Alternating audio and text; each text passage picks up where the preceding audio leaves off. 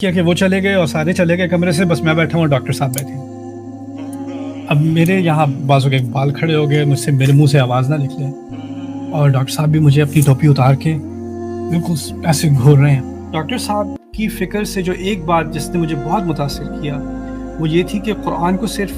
اور مجھے کبھی گمان نہیں تھا کہ قرآن ان فلسفوں کا، اس سوچ کا، ان ٹرینڈز کا جواب بھی دیتا ہے۔ ایک کے بعد ایک کے بعد ایک ان کے لیکچرز میں سنتا گیا۔ ایک کیا عظیم کنٹریبیوشن کی انجمن خدام قرآن کی، جس کے میں ابھی تک میں اس کا استفادہ کرتا ہوں۔ اعوذ باللہ من الشیطان الرجیم۔ یا ایہا الناس قد جاءتکم موعظۃ من ربکم وشفاء لما فی الصدور وہدی ورحمۃ للمؤمنین قل بفضل اللہ وبرحمتہ فبذلک فلیفرحوا هو خیر مما یجمعون رب اشرح لي صدري ويسر لي امری واحلل عقدۃ من لسانی یفقهوا قولی آمین یا رب العالمین۔ مجھ سے پوچھا گیا تھا کہ میں ڈاکٹر صاحب کے بارے میں کچھ باتیں کہوں کہ میرے نزدیک ان کی خدمات کا کیا اثر ہے، اور خاص کر اگلے آنے والی جنریشن کے لیے ان کی خدمات کا کیا اثر ہونا چاہیے۔ تو اس سلسلے میں 2-3 باتیں اپنے پرسنل ایکسپیرینس سے آپ کے سامنے رکھنا چاہتا ہوں۔ پہلی تو یہ ہے کہ جب میں اسلام کی طرف تھوڑا مائل ہوا تھا نیو یارک کے دنوں میں، تو بہت طرح کے اسلام موجود تھے، اور کیونکہ نیو یارک ایسی جگہ تھی کہ دنیا کے ہر کونے سے مسلمان جو ہیں وہ وہاں پر موجود تھے، تو ہر مکتبہ فکر، ہر فلسفہ، ہر مسلک کی اپنی مسجد تھی اور اس کے اپنے امام تھے، اور وہ اپنی بات کھلے عام دعوت کرتے تھے، اور کسی کو اگر زیادہ بیک گراؤنڈ انفارمیشن نہ ہو، نالج نہ ہو، تو وہ سبھی صحیح معلوم ہوتے ہیں کسی حد تک، یہاں تک کہ آپ کو ایک دوسرے کے اندر کانفلکٹ نظر آنا شروع ہو جاتا ہے۔ اور شروع میں جب میں نے اسلام سیکھنا شروع کیا تھوڑا بہت، تو میں کبھی ایک دائروں کے میں نام نہیں لوں گا، لیکن کبھی میں کسی ایک سرکل میں پہنچ گیا، پھر کسی اور میں پہنچ گیا، پھر مجھے پہلے والے سے نفرت ہونی شروع ہو گئی کہ وہ بہت ہی غلط بات سکھاتے تھے، اور میں جب بھی کسی عالم سے یا کسی مفکر سے متاثر ہوتا تھا تو میں پوری طرح اسی میں اپنے آپ کو ڈبو دیتا تھا۔ تو کالج کے دنوں میں ہی مجھے ایک میرے دوست ہیں عدنان رحمان بھائی، ان سے ملاقات ہوئی، اور انہوں نے کہا کہ تم فلانے کو سنتے ہو؟ انہوں نے کبھی ڈاکٹر اسرار کو سنا ہے؟ میں نے کہا ان کو تو میرے پاپا سنتے تھے، میں نے کیا سننا ہے انہیں، کیونکہ مجھے یاد تھا میرے بچپن کے دنوں میں ابو جو ہیں وہ ان کی ویڈیو کے سیٹس لگایا کرتے تھے، تو اور مجھے ان سے ڈر بھی لگتا تھا تو میں نے کہا ان کی کیا سننے کی ضرورت ہے؟ کہتے ہیں اچھا نہیں تم سنو یہ۔ تو ان کے میں نے دروس سنے سورۃ الکہف کے، اور اس کے بعد میں نے ان کا دورہ ترجمہ قرآن سننا شروع کیا، پھر فرائض دینی کا جامع تصور، پھر قرآن کی بنیادی مصطلحات، ایمان، نفاق، شرک، جہاد، خلافہ، ایک کے بعد ایک ان کے لیکچرز میں سنتا گیا، اور مجھے ایسا لگا کہ ٹھیک ہے میں نے اور جگہوں سے بھی کسی حد تک اسلام سیکھا ہے، لیکن اسلام کا ایک ایسا تصور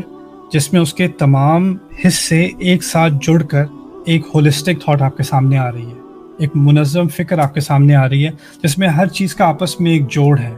اور خاص کر اس پہلو سے کہ قرآن کو بھی وہ ایک آیت یہاں سے لے کر اور ایک آیت وہاں سے لے کر دیکھنے کے بجائے قرآن کو ایک کتاب کی شکل میں پیش کیا جا رہا ہے، اور میں نے یہ کبھی ایکسپیرینس نہیں کیا تھا، نہ کبھی کسی خطبے میں، نہ کبھی کسی لیکچر میں، نہ کبھی کسی اسلامی کتاب میں، کہ قرآن پر بات شروع سے آخر تک قرآن کی فکر کو سامنے لایا جا رہا ہے۔ یہاں میرا تاثر اس وقت تک یہ تھا کہ قرآن میں صرف دلائل ہیں، یعنی اگر آپ نے کوئی بات کرنی ہے اس کی دلیل نکالنے کے لیے آپ قرآن سے کوئی آیت اخذ کر لیں گے، یا اس کا کوئی محاورہ قرآن کا استعمال کر لیں گے، لیکن اس کے علاوہ قرآن کو آپ بذات خود اس کا مطالعہ نہیں کرتے، باقی مضامین کی زیادہ اہمیت ہے۔ ڈاکٹر صاحب کی فکر سے جو ایک بات جس نے مجھے بہت متاثر کیا وہ یہ تھی کہ قرآن کو صرف، ویسے تو ہم سب کہتے ہیں اس کی مرکزی اہمیت ہے اور اسلام کی اصل وہی ہے اور اللہ تعالیٰ کا دیا ہوا نور وہی ہے، لیکن ان کی سوچ میں، ان کے فلسفے میں، ان کی تعلیم اور تدریس میں قرآن کو جو مرکزی حیثیت انہوں نے دی اپنی فکر میں بھی، اور اس کو جیسے پیش کیا کہ اصل میں جو ہماری سوچ ہے وہ قرآن انسپائرڈ ہونی چاہیے، اور قرآن کی بنیاد سے ہی پورا باقی اسلام روشن اور سامنے سمجھنا جو ہے وہ شروع ہوتا ہے، اور رسول صلی اللہ علیہ وسلم کی جو پوری تحریک ہے اس کو بھی آپ قرآن کی روح سے سمجھیں کہ قرآن جو ہے وہ اس تحریک کا ایک نقشہ کھینچا گیا اللہ تعالیٰ کی طرف سے۔ تو یہ جو یہ باتیں تھیں میں نے یہ کبھی کسی اور کے ہاں نہیں سنی تھی، اچھی باتیں موعظہ جسے کہہ لیتے ہیں، اچھی نصیحت ہو گئی، اچھی بات ہو گئی، کوئی شریعت کے حکام کے بارے میں کوئی تشریح ہو گئی، یہ باتیں میں نے ادھر ادھر سے دیکھی تھیں، لیکن یہ فکر اور یہ سوچ میں نے کبھی نہیں سنی تھی۔ اس کی وجہ سے میں قرآن کے ساتھ میری وابستگی ہو گئی. ان کی انکریجمنٹ ہی تھی کہ انہوں نے کہا تھا کہ ہر مسلمان کو چاہیے کہ جتنا کر سکے عربی سیکھے. اللہ کا بڑا شکر ہے کہ ڈاکٹر عبدالسمیع آئے تھے, انہوں نے دور ترجمہ قرآن کیا تھا, ان کے بعد ان سے میں نے عربی پڑھنی شروع کی. میری زندگی کا بہت بڑا شرف بھی ہے کہ میں ڈاکٹر صاحب کے اپنے جو انگلش میں انہوں نے دورہ ترجمہ قرآن کیا تھا نیو یارک میں فلشنگ مسلم سینٹر میں, اس میں بھی مجھے شرکت کرنے کا موقع ملا تھا. اس وقت تو مجھے جانتے نہیں تھے, میں 18-19 سال کا لڑکا تھا, لیکن انہوں نے جب پورا مکمل تو نہیں کیا تھا, اس زمانے میں میرا خیال 18 سے پارے کیے تھے, تو ان میں بیٹھ کے میں ان کو سنا تھا میں نے. اور ایک دفعہ یاد آتا ہے کہ ہمارے ایک جاننے والے ہیں مرغوب صاحب, ان کے ہاں مجھے بلایا ہوا تھا, تو ڈاکٹر صاحب بھی تھے. تو ان کی جب آپ مجلس میں بیٹھے ہوں تو وہ مجھے بڑے انٹیمیڈیٹنگ لگتے تھے, ان سے بڑا ڈر تھا مجھے. تو مرغوب صاحب نے بھی کیا کیا کہ وہ چلے گئے اور سارے چلے گئے کمرے سے, بس میں بیٹھا ہوں اور ڈاکٹر صاحب بیٹھے. اب میرے یہاں بازو کے بال کھڑے ہو گئے, مجھ سے میرے منہ سے آواز نہ نکلے, اور ڈاکٹر صاحب بھی مجھے اپنی ٹوپی اتار کے بالکل ایسے گھور رہے ہیں, اور پھر مجھے کہتے ہیں آپ بولتے کم ہیں. انہیں پتہ نہیں تھا میں کتنا بولتا ہوں, لیکن سبحان اللہ ان کی شخصیت کا, ان کی فکر کا میرے اوپر تو بہت اثر پڑا ہے, اور ابھی تک میں اس کا فائدہ اٹھاتا ہوں. یہاں تک کہ آج تک میرا کوئی درس قرآن ہوتا ہے, جیسے آج کل میں ایک مطالعہ کر رہا ہوں قرآن کا, اور مفصل درس قرآن کی میری تحقیق ہے, ابھی پروجیکٹ چل رہا ہے میرا پوری ٹیم کے ساتھ. سوال ہی پیدا نہیں ہوتا کہ میں کوئی نئی صورت کا مطالعہ شروع کروں, اور اس سے پہلے میں ڈاکٹر صاحب کی جو اتنی محنت ہے ان صورتوں پر, خاص کر ان کا جو درس قرآن, جو مفصل درس قرآن ہے, اس کا فائدہ نہ اٹھاؤں, اس کو پوری طرح سے سنوں, سمجھوں. کبھی کبھار اس میں کوئی ایسی بات بھی ہو جو مجھے اس پہ مزید تحقیق کرنے کی ضرورت ہو, لیکن صورت کا جو پہلا خاکہ میرے ذہن میں آتا ہے وہ ڈاکٹر صاحب کی مدد سے آتا ہے. اور کیونکہ میں شروع میں, کیونکہ دین کا میں نے اتنا مطالعہ نہیں کیا ہوا تھا, لیکن میں سائیکالوجی کا بھی اسٹوڈنٹ رہا ہوں, فلسفے کا بھی رہا ہوں, تو جب ڈاکٹر صاحب نے فرائڈ کے بارے میں بات کرنی شروع کی اور نیچے کے بارے میں بات کرنی شروع کی, اور یہ چیزیں میں کالج میں ان دنوں میں پڑھ رہا تھا, اور مجھے سمجھ نہیں آ رہی کہ میں اسلامی لیکچر میں بیٹھا ہوں یا میں اپنی یونیورسٹی کی پروفیسر کی کلاس میں بیٹھا ہوں. اور مجھے کبھی گمان نہیں تھا کہ قرآن ان فلسفوں کا, اس سوچ کا, ان ٹرینڈز کا جواب بھی دیتا ہے. تو اس سے میرا قرآن کے بارے میں ایک پورا نظریہ بدل گیا, یہ سوچنے کے بجائے کہ جو سائیکالوجسٹ ہے وہ نفسیات کی بات کرتا ہے, اور جو مورخ ہے وہ تاریخ کی بات کرتا ہے, جو سائنسدان ہے وہ سائنس کی بات کرتا ہے, اور قرآن دین کی بات کرتا ہے. یہ نظریہ میرے ذہن سے نکل گیا. قرآن حقیقت کی بات کرتا ہے, اور قرآن سائیکولوجیکل یا نفسیاتی حقیقت سائیکالوجسٹ سے زیادہ جانتا ہے.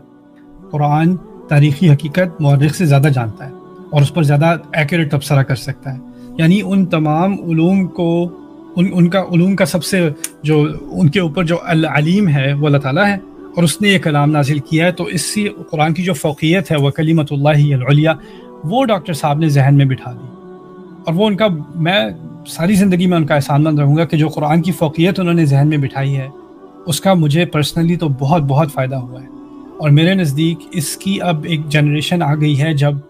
ہمیں قرآن کو سوچ سمجھ کر تدبر کے ساتھ انگیج کرنا پڑے گا. تدبر کو ایک نئی روح دینی پڑے گی. اب ہم ایسی ایج میں آ گئے ہیں کہ ہر طرح کی فکر, ہر طرح کی سوچ کو کوئی بھی براڈ کاسٹ کر سکتا ہے. آپ ٹک ٹاک پہ جا سکتے ہیں, انسٹاگرام پہ جا سکتے ہیں, آپ کا کوئی بھی آئیڈیا آپ اس کو براڈ کاسٹ کر سکتے ہیں. تو اب دنیا ایک ایسے مقام پر آ گئی ہے کہ تمام آئیڈیاز کی آپس میں جنگ ہو رہی ہے کھلے عام, اور اس میں آپ کو کوئی ملینز خرچ کر کے کوئی ٹی وی چینل خریدنے کی ضرورت نہیں ہے. آپ اپنا چینل خود ہی یوٹیوب پہ لگا سکتے ہیں, رائٹ. تو اس دور میں میرا ابھی تک ایمان اور عقیدہ یہ ہے کہ جو قرآن کی فکر ہے اور جو قرآن کا فلسفہ ہے وہ سب سے اونچا آ کر رہے گا. اس نے ظاہر ہونا ہی ہونا ہے, لیکن اس میں کیا ہم اس کی خدمت کر کے اپنے لیے کچھ فوز پا سکیں گے کہ نہیں. یہی مشن ڈاکٹر صاحب میرے نزدیک چھوڑ گئے تھے کہ قرآن کی خدمت میں تم اپنی زندگی گزار دو. اللہ تعالیٰ ہم سب کو قرآن کا خدام بنائے, جیسے انہوں نے ایک کیا عظیم کنٹریبیوشن کی انجمن خدام القرآن کی, جس کے میں ابھی تک میں اس کا استفادہ کرتا ہوں. تو اللہ تعالیٰ اس محنت کو ہمیشہ جاری رکھے, ہم سب کو ان کا صدقہ جاریہ بنائے, اور ہماری آگے آنے والی جنریشن کو پچھلی جنریشن سے زیادہ قرآن کے ساتھ اٹیچ کر دے. جزاکم اللہ خیراً. السلام علیکم ورحمۃ اللہ تعالیٰ وبرکاتہ.